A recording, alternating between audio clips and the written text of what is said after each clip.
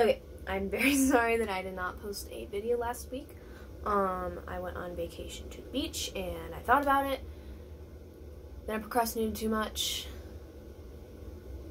And I forgot about it. So, sorry about that. I might post another video later this week to make up for that one. And if you were wondering about anxiety lesson 1 and 2, and if I'm going to continue that today, I'm not continuing that today.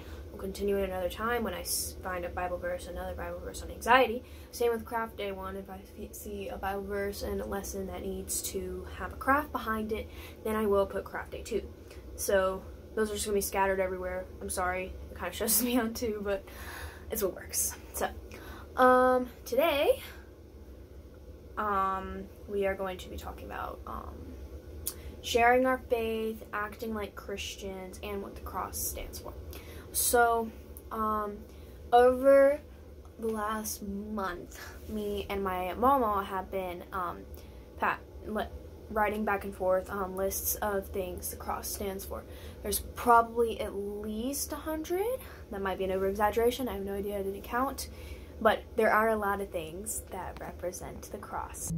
Well, really, it's what the cross represents. So, as you can see, there are a lot of them, and my handwriting is terrible.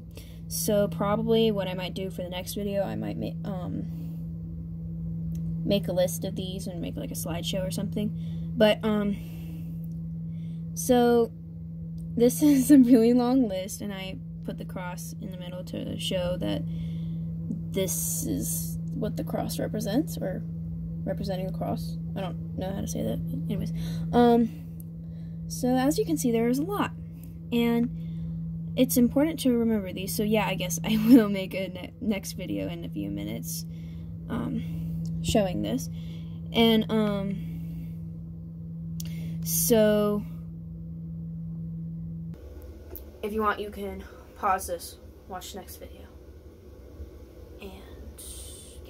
So, it's important to remember these things listed on this list, because if we exhibit all of these things on this list, then we can learn to act like Christians in public. Now, some of you who are like good Christians, or think you are good Christians, we all have days that we are not, and sometimes, I know, looking at this list, I realize that I do not exhibit these things. So since we are Christians, and since the cross is for Christianity, everything on this list also stands for Christianity. Okay, sorry, I had to let my dog out. He was being annoying. Never mind. Okay, my apologies. Got that taken care of. Anyways, so when I was looking at this list, I noticed that all the words on there represent the cross, and but those also represent Christianity and us as Christians. So I guess that's why we chose the cross to represent most branches of Christianity, and the empty cross, I mean.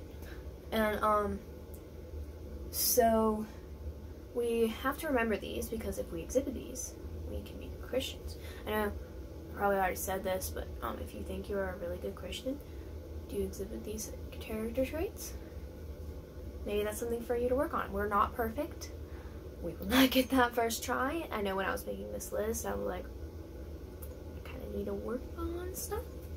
But, so, you know, we can be, we can exhibit like the character traits of joy and hope.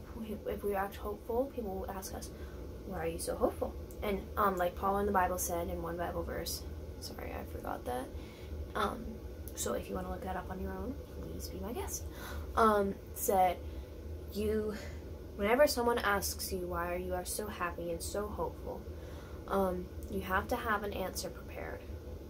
And it's always good to have an answer prepared. And so you can tell people why you're so happy, and then invite them to go to church with you if your church is back, or watch church on their YouTube channel or whatever platform you're using to watch church. So remember what Christianity stands for. watch the video. I'll get that posted in a minute. And don't be afraid of rejection. You're gonna get rejected. We've all probably gotten rejected one way or another. And so it's good just not to fear it.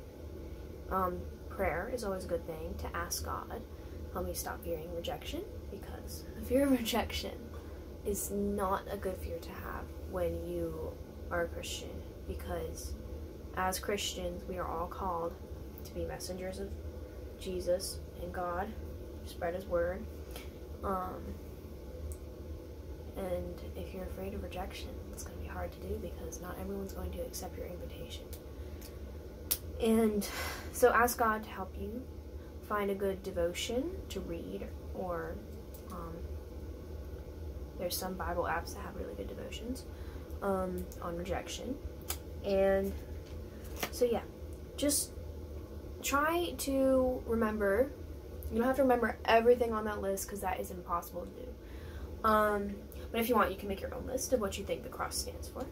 And so yeah, remember some of the list. Highlight stuff that you think sticks out to you, or that sticks out to you, not interesting.